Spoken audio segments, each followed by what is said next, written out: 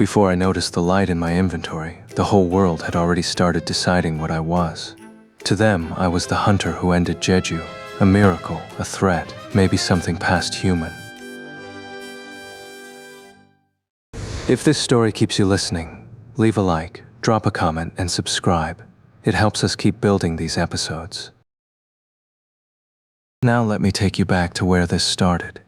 The moment I returned from Jeju and every eye turned toward me, Kaisel landed in front of the Hunters Association headquarters. Kaisel cried out. The Hunters Association was a busy hub for hunters. Shocked members of the association ran out of the building as a huge magic beast appeared in the middle of Seoul and landed right in front of their workplace. Surveillance team hunters had tracked the approach of a being with magic power and so were ready with weapons branded. Everyone was astounded to see Jinwoo dismounting from the beast. Jinwoo gave the order. Return.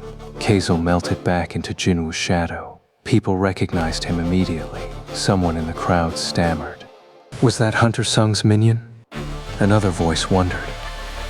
A magic beast like that is also under his control? They'd seen on TV what Jinwoo was capable of.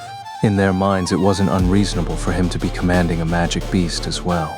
Jinwoo approached someone he recognized, a hunter from the surveillance team who usually accompanied President Go, and made his request. I would like to see the president. President Go wasn't a man someone could meet with on a whim.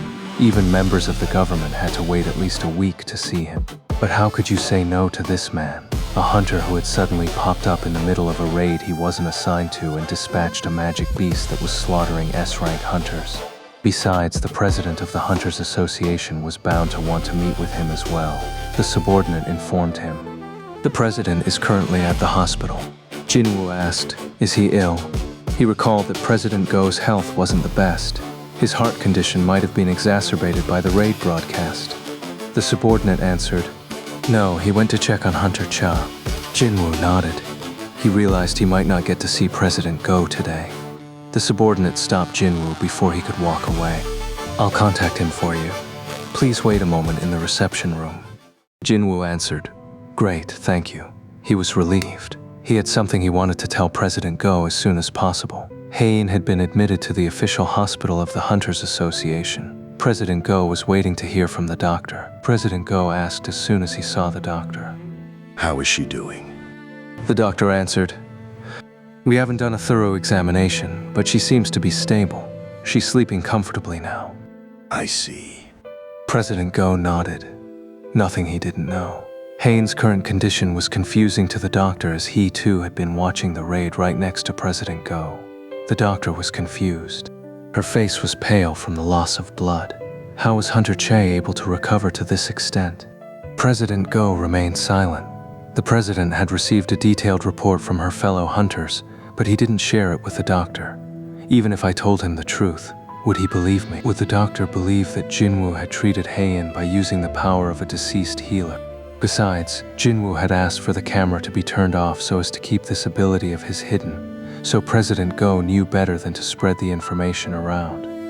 Naturally, the other hunters had agreed with this decision. The A-rank healers I had on standby treated her.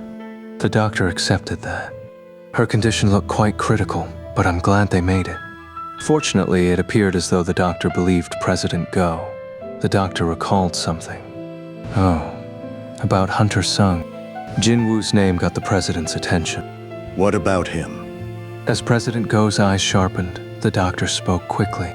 You're aware that his mother was hospitalized here, right? She had the eternal sleep disease, no? Yes.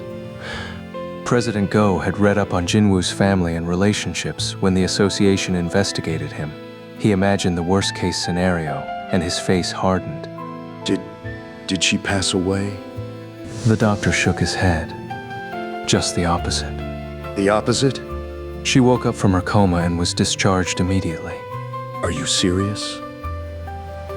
Everyone was in an uproar about that. It wasn't officially announced, but it happened in this very hospital, so... The hospital personnel had also watched the live stream, so naturally Jinwoo's name was on everyone's lips. That was how news of Jinwoo's mother had reached the doctor's ears. She was cured of the eternal sleep disease. Is that even possible? As far as I know, this is the first case. When did Hunter Sung's mother wake up? The doctor went over the date in his mind. I think it should have been about 5 days ago. President Go fell quiet. President Go finally fit all the puzzle pieces together. He had invited Jinwoo to join the raid team around the same time that his mother had recovered. Hunter Sung's father went missing in a gate, didn't he? She'd lost her husband during a raid, so it would have been difficult for Jinwoo to leave his mother and participate, especially since it was an extermination mission that had previously failed 3 times. President Go reflected on his failure to look into Jinwoo's situation more thoroughly. That's why Hunter Sung passed on joining the raid. Between Jinwoo's home situation and his performance in the mission, the potential misunderstanding had been fully cleared. President Go was extremely pleased. Jinwoo was a rare young man, a Type 1 would be hard-pressed to find these days, and President Go had come to favor him quite a bit. At that moment, an association employee approached. "Sir." What's the matter? Hunter Min's family isn't answering our calls. You mean his mother? Yes. That was understandable. Her son's death had been announced on national TV. Her voice had trembled when she'd called the association. They'd had no choice but to gently confirm his death to her. I will visit her myself. You're going to see her personally? A mother lost her son, and a funeral will be held without his body. Do you think she's in the right state of mind to answer a phone call? True. But I'll personally go and give her my condolences, as well as news about the raid. understood, sir. The somber employee was about to leave when their phone rang. It was a call from the association, so they answered it with President Go's permission. The employee answered the phone, startled. Pardon? Someone wants to see President Go? What? He does? I don't want to see anyone today. The employee covered the phone receiver with their hand. Sir, the person who wants to see you is Hunter Sung. Hunter Sung. Hunter Sung. President Go's eyes widened, and he retracted his previous statement. Tell them I'll be there right away. An employee escorted Jinwoo to the president's office. Jinwoo took a seat. The employee asked, "Would you care for a drink?" Jinwoo was going to decline, but he suddenly realized how thirsty he was. Thinking back, he hadn't had a sip of water after all that fierce combat. After a beat, he answered, "Some water, please." "Thank you." Jinwoo blinked in confusion. What was the employee thanking Jinwoo for? The nervous employee's face flushed at the mistake. They set a small bottle of water in front of Jinwoo and bowed. "Please let me know if you need anything else." Jinwoo said, "Okay." The employee seemed more attentive and cautious than the last time Jinwoo had been in this room. I bet it's because of the broadcast. Jinwoo guessed that most people would look at him or treat him differently because of it. Soon, the president of the association entered. Hunter Sung. Jinwoo was about to get up, but President Go stopped him. Jinwoo had just come back from Jeju Island. He'd fought a terrifying magic beast ant that almost killed all their S-rank hunters. Jinwoo was the VIP of VIPs now. After Jinwoo had saved all those hunters' lives, President Go wanted to treat Jinwoo as an equal. He sat opposite Jinwoo instead of at the head of the table. I heard what happened in the ants' cave. Jinwoo answered, "Oh yes." Then this conversation would go fast. He was glad to hear it. President Go continued. And I also heard how you got here. Many people from the association had seen Kaisel, so there was no way it hadn't reached the ears of the president of said association. Did you ride that beast to Jeju Island? Jinwoo had traveled to the island using shadow exchange, but there was no need to reveal all his cards. Jinwoo chose his words carefully before answering, something like that. He had basically confessed that he was the culprit behind the magic beast seen in the skies over Seoul a few days ago. But this would let him ride Kaisel more freely in the future. I see. It was as President Go had thought. He nodded. Jinwoo could utilize the powers of dead magic beasts. If he had slain a magic beast capable of flight, it made sense that he could use it to get around. With his curiosity satisfied, it was now time for President Go to get down to business. I was told you wanted to see me. Yes. May I ask what about? Jinwoo told him, "I got rid of the ants on Jeju Island." President Go sprang up from his seat. Pardon? Are you saying you killed every single one? Jinwoo answered firmly. Yes, you can go to Jeju Island with no problem. How? But President Go had an inkling of how Jinwoo had pulled it off. Hundreds of Jinwoo's minions had been captured on camera. They would be capable of scouring the entirety of Jeju Island and annihilating the ants in a short period of time. People were able to set foot on Jeju Island now. That meant they could collect Byunggu's dead body resting in the deepest recesses of the ant cave. President Go had been rather unhappy that they wouldn't be able to recover Byunggu's body until the ants naturally died off within the next year, so tears welled up in his eyes at the prospect of recovering it sooner. President Go said with all the sincerity in the world, Thank you, Hunter Sung. Due to the news of the Jeju Island raid exploding, no one had noticed that the strongest hunter in the world was staying in a suite at one of Korea's grandest hotels. Thomas turned off the TV special recounting the raid. He had already watched the actual footage 3 times. Laura, a woman who was accompanying him on this trip, asked, "What do you think?" Thomas answered, "I mean, it's as you've seen." Thomas leaned back on the couch and put his feet up on the table. The man had blonde hair and a sharp nose, wore sunglasses indoors, and had a permanent smile etched on his face. "So was that the guy Mr. Huang was investigating?" Laura answered, "Yes." Thomas continued, "And didn't Dong-soo also ask what would happen if he killed a man in Korea?" Laura answered again, "Yes." Thomas had secretly looked into Dong-soo Huang and Jinwoo Sung on his own after receiving the reports from Laura. There was only one connection between the two: Dong-soo's older brother Dong-soo. Dong-suk and Jinwoo had gone into the same dungeon, but Jinwoo had come back out alive while Dong-suk had gone missing. Everyone knew that strange things happened inside dungeons. Thomas asked, "Revenge?" Laura answered, "Looks like it." Thomas frowned over the missing family history. "I didn't think Mr. Huang had any family. He never mentioned anything." Laura supplied the detail from her report. "I hear Mr. Huang's older brother hid any connections between them on his end." Thomas drew the obvious conclusion. "That means he was probably involved in something dirty. It had to be something scandalous enough that it would damage Dong-soo's reputation if it came to light." Laura's agreement was clear by her silence. But then the Jeju Island raid had occurred. Because of this, it'll be even harder to get a meeting with Jinwoo Sung. Laura softly answered, "I'd say so." Thomas was one of the top hunters in the world and the guild master of the renowned Scavenger Guild. He had even used his personal vacation days to visit this tiny country because of Jinwoo Sung. Or to be exact, he wanted to gauge what might happen if Dong-soo fought Jinwoo. His excuse to the managers of the guild was that he was here to recruit an S-rank Korean hunter. Thomas wistfully mumbled, "That's too bad. I really wanted to meet him." Laura addressed him cautiously. "Wouldn't it be better if Mr. Huang never met Hunter Sung?" Thomas smiled as he rubbed his chin. "Well, Korea saved Mr. Huang's life. South Korea had refused to let Dong-soo back into the country since he'd abandoned his mother country for America when he first became an S-rank hunter. This had been an international incident in the making, so Thomas had come to Korea to see the situation for himself. Unfortunately, Dong-soo Huang wasn't the type of person to give up just because he was barred from returning to Korea, especially if his motivation involved revenge. Thomas was quite a flexible person. He had no intention of incurring ill will by stopping Dong-soo from avenging the death of a family member. But Dong-soo's power was also important to the Scavenger Guild. Since he and Jinwoo were both S-ranks, Thomas wanted to assess Jinwoo's abilities in advance just in case. After all, it would be troublesome if Dong-soo was defeated. Thomas was rather relieved that they'd gotten to see Jinwoo in action. "We can't let Mr. Huang set foot inside Korea. Those two cannot meet." Laura accepted the order.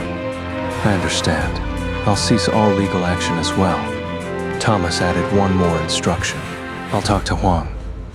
I'll make up some excuse, since he's quite the persistent fella." Laura took meticulous notes on everything her boss said. There was one thing she was curious about, though. Laura had one more question. "If those two ended up having a fight despite our best efforts, what would you do?" Thomas smirked. "Laura, don't you know me? Mr. Huang is an asset to the Scavenger Guild, and the Scavenger Guild is mine. His mouth was smiling, but the eyes behind his sunglasses were humorless.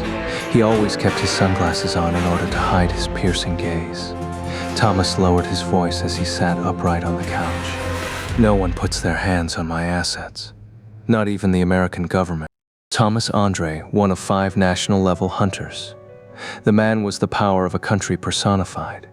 President Go quickly told Jinwoo as the other man made to stand up. We'll escort you home, Hunter Sung. Jinwoo asked, "Pardon?" If you wait a moment, one of our men will bring a car around. Why don't you let us drive you back to your place? Jinwoo hesitated. He felt the Hunters Association's and President Go's appreciation for what he'd done, but he didn't want them going out of their way for such a small matter. His apartment wasn't that far, and it certainly wasn't worth the trouble of borrowing a car. Besides, he'd get home quicker by riding Kaisel or sprinting, so Jinwoo gave his answer. "No, thank you. I'm fine." President Go shook his head. I think it'll be more convenient if you took the car. Jinwoo asked, "What do you mean?" The president walked over to the window instead of answering him. If you would. Jinwoo joined him. That's when he saw what was waiting for him. The entrance of the association's headquarters had been quiet just an hour ago, but now it was absolutely crawling with people. All those people came after hearing of your visit. Jinwoo didn't have to ask how they knew. He knew the answer immediately. I rode Kaisel to get here, didn't I? Everyone had at least one camera on them these days. Footage of Jinwoo dismounting Kaisel at the Hunters Association had quickly spread on social media, and those pictures had naturally reached the eyes of journalists. It had taken a single sentence. The article wasn't even that long. The headline read, "Magic Beast landed on Hunters Association property. Owner is..." The article stated that the magic beast didn't seem like an ordinary monster and was black like a shadow, and when compared to the minions summoned by Jinwoo, there was a high possibility it belonged to the new S-rank hunter. Some of the people waiting in front of the association had come to confirm the rumor, and others had come to see Jinwoo himself. Jinwoo felt a range of emotions after seeing the crowd. President Go quietly looked down at the people before speaking calmly. As you well know, we Koreans have hungered for a victory. The great tragedy had occurred 4 years earlier. Because of the dungeon break on Jeju Island, Korea had become the only country in the world to have been forced to cede land to the magic beasts. Many countries had publicly expressed their condolences but laughed derisively in private at the incompetence of the Korean hunters. After 3 different extermination missions had failed, public morale reached its lowest point. 2 years passed as people lived in shame. Then came the news of the 4th attempt with Japan. Some criticized Korea for being unable to deal with the magic beasts without outside help from Japan. But that was the truth of the matter. But when Japan, with its 20-plus S-rank hunters, turned their backs on Korea and retreated from the raid, Jinwoo had shown up with his army of shadow soldiers. It was only natural that people were obsessed with Jinwoo. For people so thirsty, he was an oasis in a desert. The public had taken to the streets because they couldn't contain their joy at home. Then they'd heard Jinwoo was in the vicinity and had rushed over. President Go spoke with a gentle laugh. Of course you can ride the magic beast home, but could you please consider going down there for them? Those people, they need a hero. Jinwoo pushed open the glass door of the association building. The noisy crowd instantly quieted. Silence fell as everyone gazed upon Jinwoo. For a moment, Jinwoo said nothing. The crowd said nothing either. Jinwoo's clothes showed traces of his battles. There were stains from the bodily fluids of magic beasts as well as rips and tears made by the Ant King. But no one dared to laugh at his appearance. All sorts of emotions swelled from deep inside their hearts. As Jinwoo and the crowd regarded one another, a heavy stillness settled between them. Mr. Hunter Sung, please come this way. Jinwoo, who was in charge of escorting Jinwoo home, broke the quiet. Members of the surveillance team walked ahead of Jinwoo, asking people for their cooperation. Those in front quickly made way for him. However, there was always an exception. As Jinwoo neared the car waiting for him, an elderly man approached and called out, "Mr. Hunter." One of the surveillance team members went to intervene but stepped back as Jinwoo stopped him at the sight of tears streaming down the elderly man's face. The old man choked back his sobs. "Mr. Hunter, because of you, my son can rest in peace." The elderly man almost collapsed as his legs gave out, but Jinwoo was quick to catch him. He clasped Jinwoo's arm and bowed again and again. Yeah, thank you, Mr. Hunter. Truly. Jinwoo answered quietly. I simply did what was necessary. Please stand up. Jinchul, who had also been supporting the old man, left him in the care of a subordinate. He then whispered in Jinwoo's ear. Hunter Sung, more people are gathering. We should go now. Jinwoo nodded. Understood. Jinchul opened the back door for him. Jinwoo looked back at the crowd one last time. No one knew who started it, but someone in the crowd made eye contact with Jinwoo and gave a quick bow of the head as a gesture of appreciation. Others soon followed. Everywhere Jinwoo looked, people were bowing to show their sincere gratitude. Hunter Sung. Jinwoo finally slid into the car seat at the slight anxiety in Jinchul's voice. Another surveillance team member got in behind the wheel, and Jinchul sat in the front passenger's seat. The car slowly pulled away from the association. Jinwoo wordlessly gazed out the window. The crowd watched the car intently, not turning away until it was no longer in view. Only then did Jinwoo face forward and gently place his hand on his chest. His heart was pounding with delight. Jinwoo had felt troubled when President Go asked him to greet the people, but now Jinwoo was glad he'd done as suggested. The happiness radiating from every gaze had been its own reward. But then the realization slipped out. Oh. Jinchul urgently looked back at Jinwoo. What is it, Hunter Sung? Jinwoo told him, it's nothing. He massaged his temples as he remembered that he'd purposefully broken the TV in an attempt to protect his mother from the truth. How can I explain this to her? And just as he'd expected, when Jinwoo turned on his phone, he had 13 missed calls from home. The internet was an absolute mess, as one would expect. The Jeju Island mission was Jinwoo's first official raid since he'd been re-evaluated as an S-rank hunter. It was his public debut, so to speak. The man had defeated the fearsome Ant King as his minions swept away the endless hordes of ants. In the same way sports fans poured out into the streets after a match, people who watched the broadcast gathered online. One comment read, "Wow, I don't know what to say." Another read, "I'm pretty sure it's impossible to make that many minions, no?" Another joked, "My cancer of 10 years was cured after watching Hunter Sung's minions attack those beasts." A reply shot back, "Guess your cancer wasn't that serious if you lasted 10 years. Another comment simply said, "Amazing, you were incredible." And another, "I lost my parents on Jeju Island 4 years ago." Hunter Sung probably won't see this, but since the raid had been the talk of the town, it flooded all the online forums, and Jinwoo's name was brought up in every conversation. In particular, fans who kept close tabs on hunters passionately debated the extent of Jinwoo's abilities. One fan asked, "At this point, can't he be considered a national-level hunter?" A reply said, "Nah, I don't think so. Let's not get ahead of ourselves." Another argued, "Why not?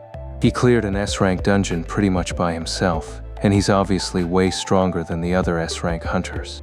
A calmer comment answered, "But Hunter Sung doesn't have much experience yet.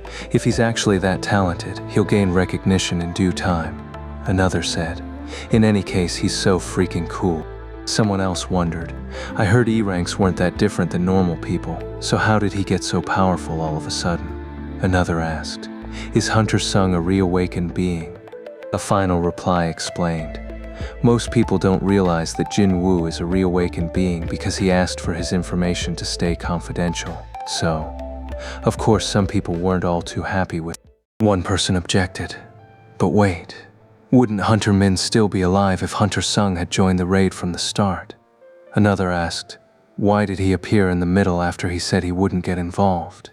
A reply said, "Looks like the original poster didn't read the official statement from the association." The first commenter asked, "What statement? Link, please." The statement offered the following reason.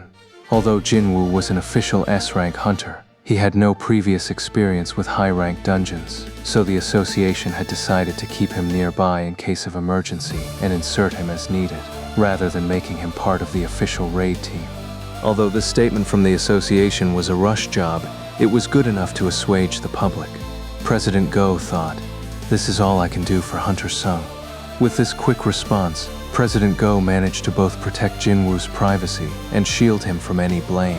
While some criticized the association's incompetence for not recognizing Jinwoo's abilities, none of the backlash was directed at Jinwoo himself. Instead, Jinwoo's reputation increased. As far as the public knew, he jumped into the fray without a single complaint even when the Korean team was facing annihilation and the Japanese team, who was supposed to buy them time, had withdrawn. One comment read, "If I were him, I would have been too scared to go in there even if they tried to force me. Who'd willingly go in there knowing other S ranks were dying?" Another replied, "Same." Someone asked, "How did he persuade himself to do it?" Another wrote, "Jinwoo Sung is pretty much the paragon of hunters, don't you think?" Another said, "All the bastards who called him out for not joining the raid need to check themselves." A reply agreed with a laugh, "Yeah, don't talk trash about people if you don't know the full story." Despite having applied to seal his records, Jinwoo was taken aback at having unexpectedly become the most famous hunter in South Korea because of this raid. 2 days later, an army unit and several hunters landed on Jeju Island in order to retrieve Byunggu Min's body. Even though the Knights Guild of the Yeongnam area was a top 5 guild, it wasn't able to participate in the raid because it lacked S-rank hunters. Thanks to them volunteering for this mission in order to give their reputation a much-needed boost, things were progressing smoothly. The specially trained soldiers hesitated as the hunters led the way. One hunter called back, "Come on, keep up." Another hunter added, "We told you we don't sense any mana.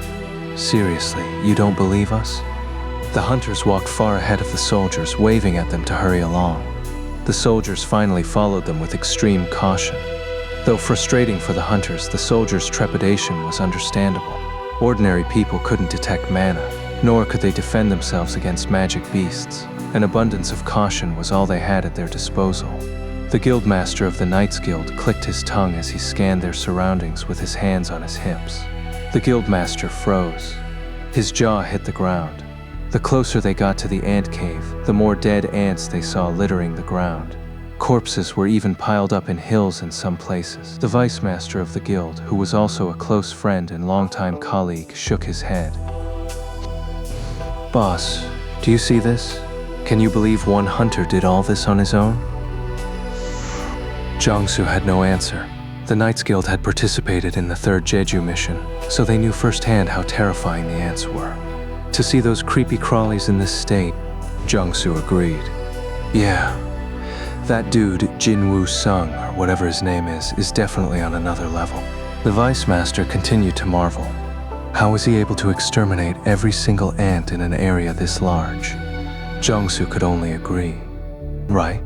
The elite members of the Knights Guild had their fair share of experience with magic beasts, yet they were amazed by what they saw.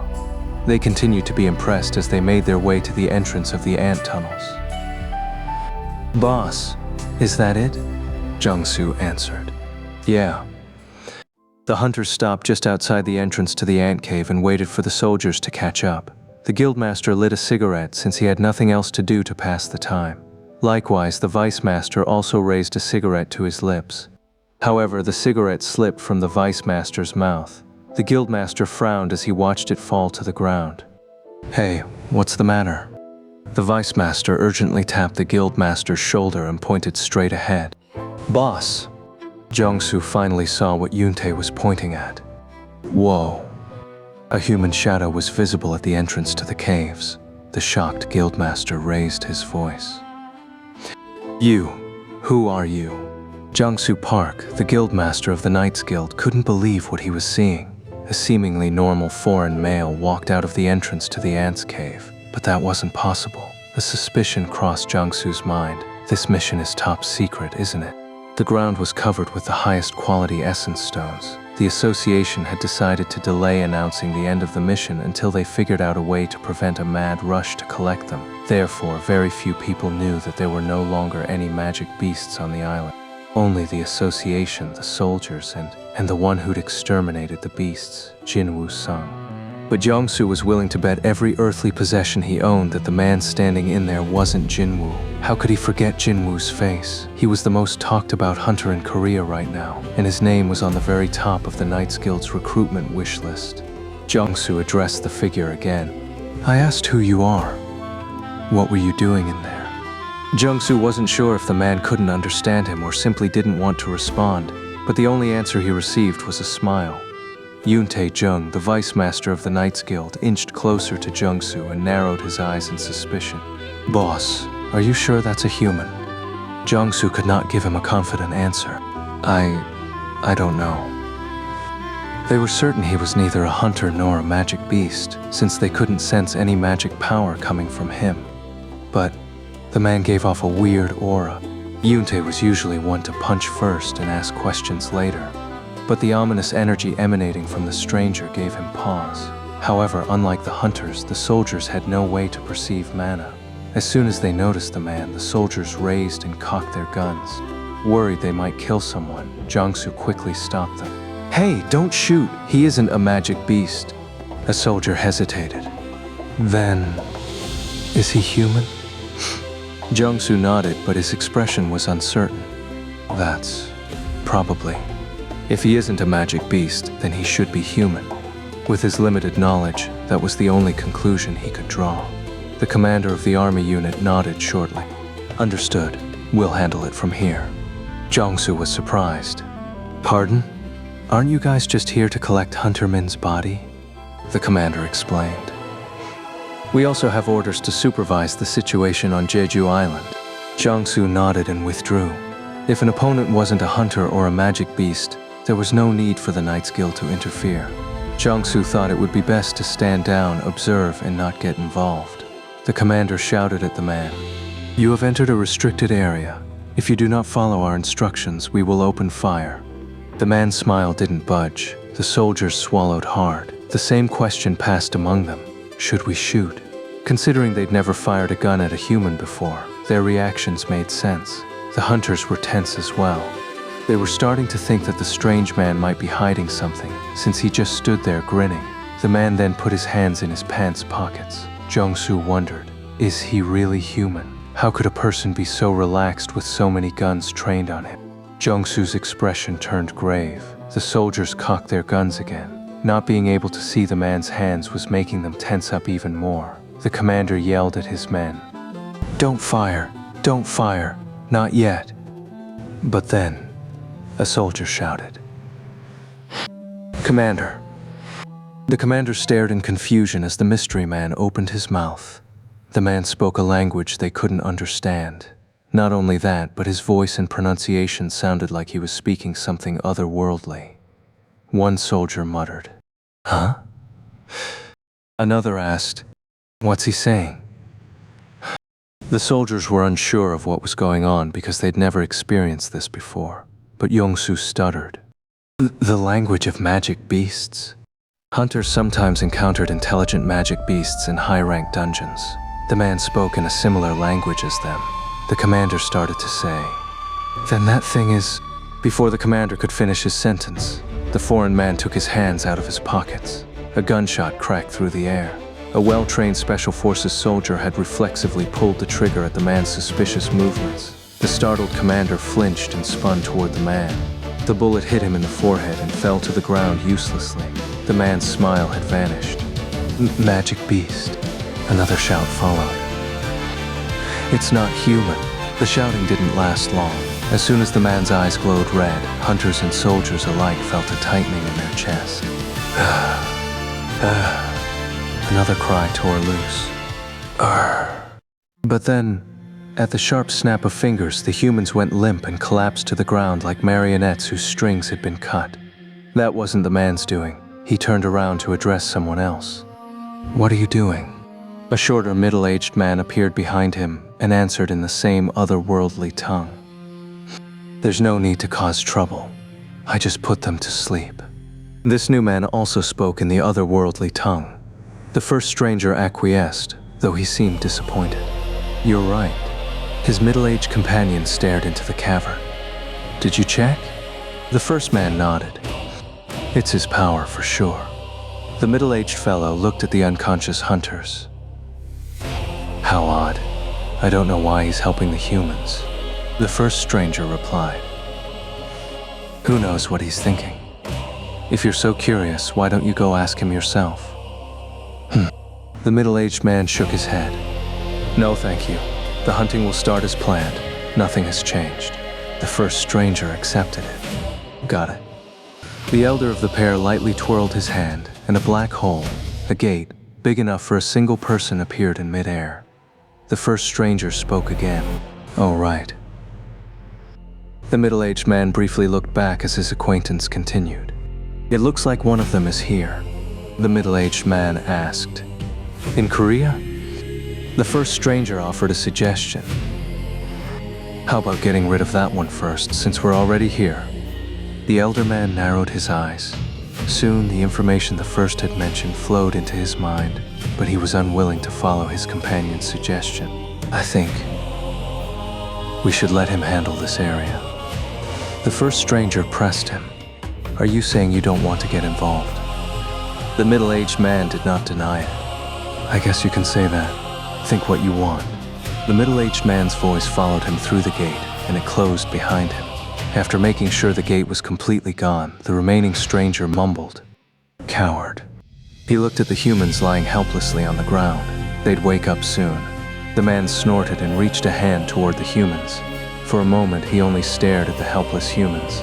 He quietly retracted his hand. "Well, I guess there's no need to cause trouble." The enigmatic figure soon disappeared through another gate. Later that night, Jinwoo sat on the floor in his bedroom inspecting a dagger. It was the demon Monarch's dagger, which had performed excellently during the battle against the Ant King. System display. Item, Demon Monarch's dagger. Acquisition difficulty S. Category dagger. Attack power plus 220. A dagger acquired from Balin the Demon Monarch. When you use both Demon Monarch's daggers together, the set buff will be applied. Set buff. 2 in 1. Extra attack power equal to the current strength stat will be applied to each dagger. The attack power and extra buff were incredible. Jinwoo reread the dagger's information screen multiple times. His reaction was understandable. As his former weapon of choice, the A-rank Barca's dagger had an attack power of only 110. Jinwoo searched the shop but was unable to find another S-rank dagger with attack power over 200. To add to that, he was very pleased that his strength stat would be added onto the attack power when he used both daggers together. His strength had already surpassed 200 and was going on 250, so to have that amount of power tacked on? At a rough estimation, the attack power of the Demon Monarch's daggers would be 4 times higher than Barca's dagger. No wonder they felt so great to use. Other hunters would go crazy over these daggers if they knew what they could do. And what about the sword? System display. Item, Demon Monarch's sword. Acquisition difficulty S. Category sword. Attack power plus 350. This sword contains the power of Balin the Demon Monarch. Whenever you swing the sword, buff, Storm of White Lightning will be applied. Buff, Storm of White Lightning. Stirs up a storm with never-ending lightning in a certain area. Considering the logistics of a sword versus a dagger, it was a given that the sword would have a higher attack power than a single dagger. However, what was unusual was the sword's buff. Jinwoo wondered, I can attack a wide area just by swinging it around. It would be a very useful weapon when dealing with multiple enemies. In fact, Jinwoo still got goosebumps when he remembered how difficult the sword had been for his shadow soldiers to deal with. Its strength now wasn't comparable to Balin's actual magic, but it was still very impressive. His own preference was clear. If it wasn't for my dagger-related skills, I'd use the sword more. Jinwoo was about to swing the sword in his room but stopped himself in time. Despite the late hour, having lightning strike in the next room would wake anyone, and he didn't want to give his mother more reasons to be stressed. He gently lowered the sword. The thought relaxed him. Speaking of, that's a huge relief. His mother hadn't objected to his job. When he'd returned home, Jinwoo had spilled everything to his mother except for details regarding the system. He told her that he'd become an S-rank hunter after being reawakened by chance and that he wanted to continue working as a hunter. She had been worried at first, but eventually gave Jinwoo her blessing. His mother had told him, I'd like for you to do whatever you want to do, Jinwoo. Her one condition was to not overdo it. A darker possibility crossed his mind.